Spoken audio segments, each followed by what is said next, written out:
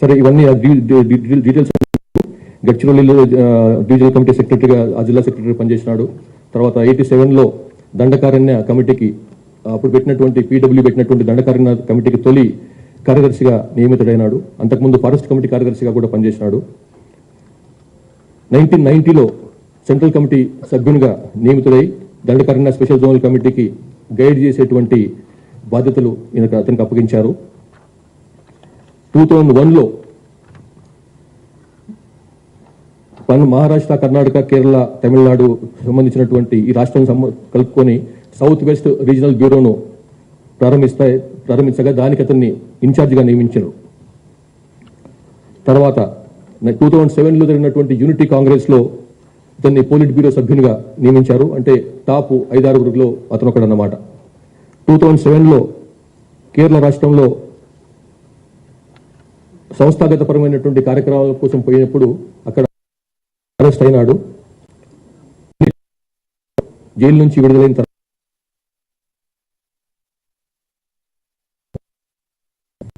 2010 నుంచి 16 వరకు ఛత్తీస్గఢ్, ఒడిశా సరిహద్దు సిఓబి స్పెషల్ జోనల్ కమిటీ కార్యదర్శిగా పనిచేశాడు. తర్వాత 2017లో ఒడిశా రాష్ట్ర కమిటీకి కూడా సెక్రటరీగా ఉంటూ దానికి మార్గదర్శకత్వం వహించాడు. 2022లో దండకారణ్యకు బదిలీ అయ్యి అప్పటి నుంచి ఇప్పటి వరకు దండకారణ్య స్పెషల్ జోనల్ కమిటీకి ఇన్ఛార్జిగా, సిసి మెంబర్స్ తరఫు నుంచి ఇన్ఛార్జిగా కొనసాగుతున్నాడు. ఇక ఇక్కడ బయటకు వచ్చినటువంటి మూడవ నాయకుడు బడే చొక్కారావు ఎలియాస్ దామోదర్. ఈయన 46 years ఆఫ్ ఏజ్. ములుగు జిల్లా తాడ్వాయి మండలం చెందినటువంటి కాలోపల్లి గ్రామం. ఇంతకుముందు ఈ ప్రాంతం పాత వరంగల్ జిల్లాలో ఉండేది. ప్రస్తుతం అతను తెలంగాణ స్టేట్ కమిటీ సెక్రటరీగా బాధ్యతలు నిర్వహిస్తున్నాడు. ఇతను కాలోపల్లికి చెందినటువంటి 10 ఎకరాల, తండ్రికి 10 ఎకరాల భూమి ఉన్నది. ఆయన ఫ్యామిలీలో కొంత ఇతని కజిన్, తర్వాత బ్రదర్స్ కూడా కొంత ఈ విప్లవ పార్టీల పట్ల అనుకూలత చూపించిన వాళ్ళు. బడే నాగేశ్వరరావు ఇతని కజిన్ ఎలియాస్ ప్రభాకర్ ఎన్కౌంటర్లో కూడా మరణించినాడు. దామోదర్ బయకపేట, తర్వాత రాయనగూడెంలో ఉన్నత పాఠశాలలో చదివి గోవిందరావుపేట ప్రభుత్వ కళాశాలలో ఇంటర్మీడియట్ పూర్తి చేసుకున్నాడు. 96లో 10th క్లాస్ అవుతున్నప్పుడే ఆర్ఎస్ యూత్ పట్ల ఆకర్షితుడై అందులో పనిచేసి ఆర్ఎస్లో జాయిన్ అయినాడు.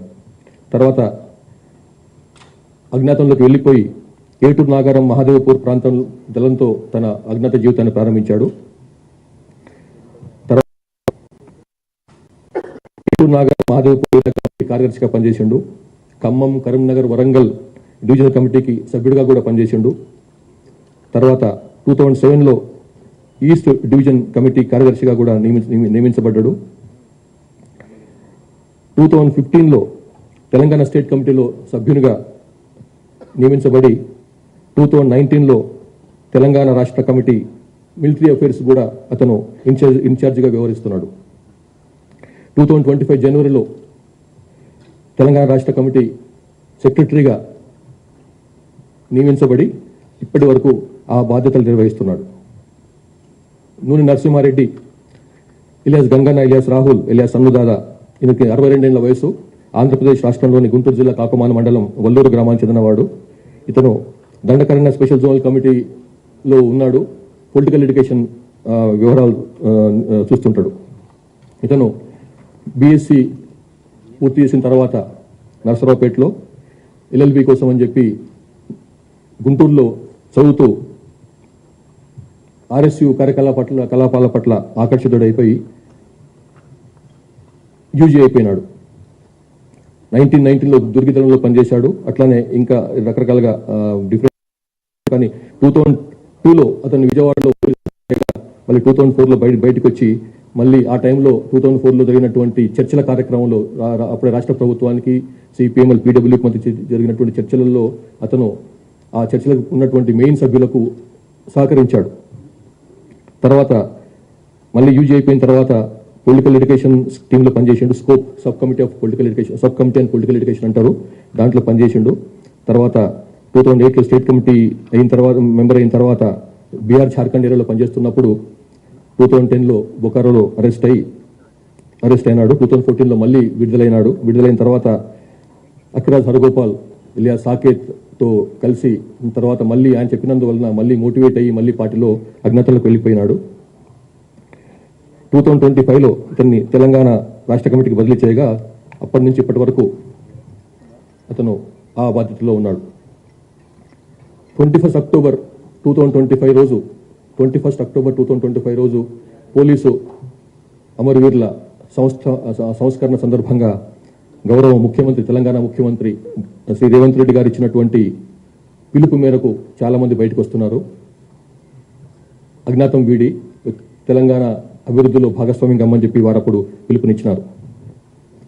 కొన్ని సరే వాళ్ళు బయటకు వచ్చిన దానికి వేరే కొన్ని కారణాలు చూపించినాము, అందులో క్లియర్గా ఉన్నాయి, మీరు చూసుకోవచ్చు. తెలంగాణ ప్రభుత్వం తరపు నుంచి ఏదైతే పునరావాసం పథకం మనం ప్రారంభించినామో 1993 ఆ టైంలో, దాంట్లో ఏదైతే వీరికి రివార్డ్ రావాలనో పునరావాసానికి సంబంధించినటువంటి అంశాలు అయితే ఉన్నాయో అవన్నీ కూడా వారికి ఇవ్వబడతాయి. ఇప్పుడు ఇందులో స్పెషల్ ఇంటెలిజెన్స్ బ్రాంచ్ ఐజీగా ఉన్నటువంటి శ్రీమతి సుమతి గారు, వారి టీం చేసినటువంటి అద్భుతమైన కృషి కారణంగానే వీళ్ళందరూ బయటకు వచ్చినారు. వాళ్ళని మెల్లమెల్లగా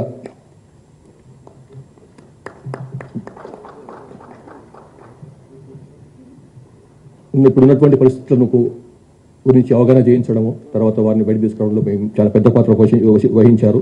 అట్లాగే వారికి ఐడీజీ ఇంటెలిజెన్స్ విజయ్ కుమార్ గారు కూడా నా యొక్క అభినందనలు.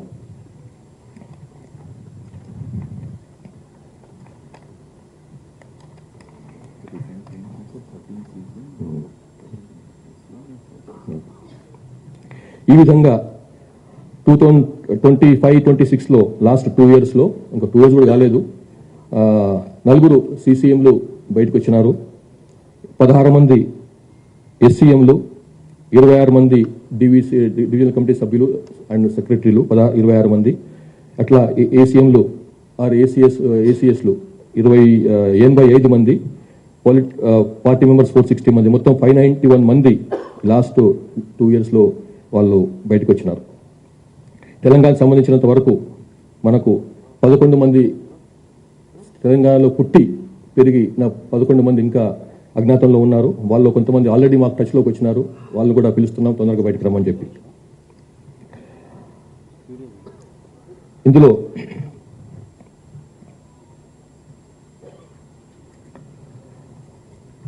మళ్ళొకసారి రాష్ట్ర ముఖ్యమంత్రి గౌరవ ముఖ్యమంత్రి రేవంత్ రెడ్డి గారు ఇచ్చినటువంటి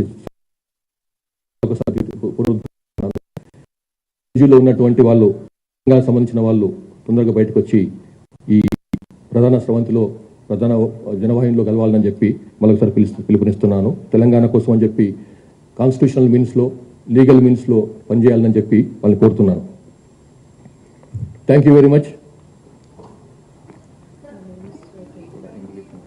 यस मैम, हिंदी है, ओके ठीक है.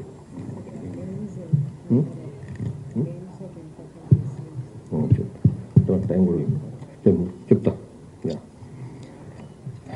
అవి ఒక్కసారి తెలుగులో ఇంకొక నిమిషం మాట్లాడిన తర్వాత చెప్తాను. మన దగ్గర ఇంకా అజ్ఞాతంలో ఉన్న వాళ్ళు ముప్పాల లక్ష్మణరావు ఎలియాస్ గణపతి, మాకున్న సమాచారం ప్రకారం అతను అడవుల్లో లేడు, ఇక్కడ బయట షెల్టర్లో ఉన్నట్టు తెలుస్తుంది. పొస్నూరి ఇతను టెక్నికల్ డిపార్ట్మెంట్ ఇన్ఛార్జిగా ఉన్నాడు, జార్ఖండ్ లో పనిచేస్తున్నాడు.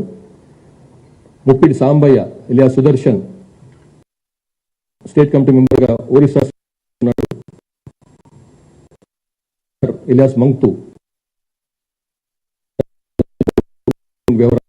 కమ్యూనికేషన్ వింగ్ కు ఈయన జోడే